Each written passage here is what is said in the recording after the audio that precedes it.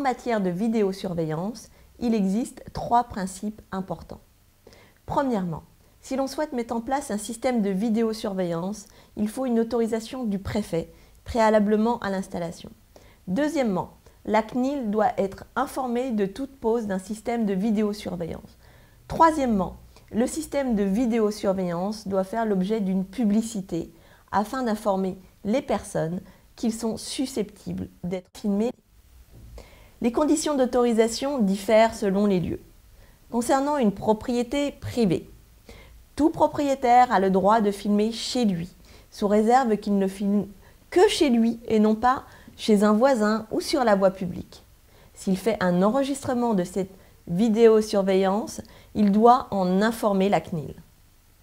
Concernant un lieu de travail, l'employeur a le droit de filmer ses salariés, mais il doit les informer ainsi que la CNIL qui exerce un contrôle pour éviter les abus.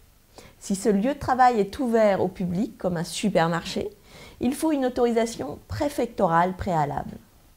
Concernant les lieux accueillant du public, tels que les commerces, il faut une autorisation préfectorale préalable pour installer une caméra de vidéosurveillance qui ne peut pas filmer la voie publique, sauf pour les banques.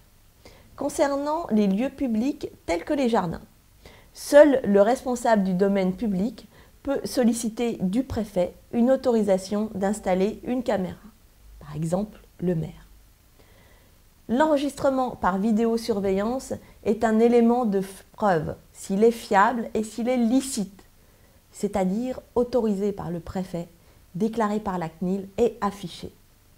Par exemple, en droit du travail, l'enregistrement illicite sera écarté.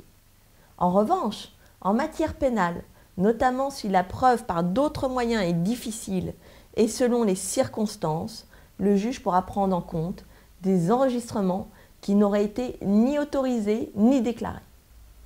Toute personne a le droit de visionner les images qui la concernent et uniquement celles qui la concernent, car on ne peut visionner le film d'autres personnes sans commettre une atteinte à la vie privée. Ces images sont conservées 1 mois maximum, sauf instruction judiciaire. Dans les copropriétés, le juge a estimé que l'installation d'une caméra dans les parties communes, comme les halls d'immeubles, devait être votée à l'unanimité.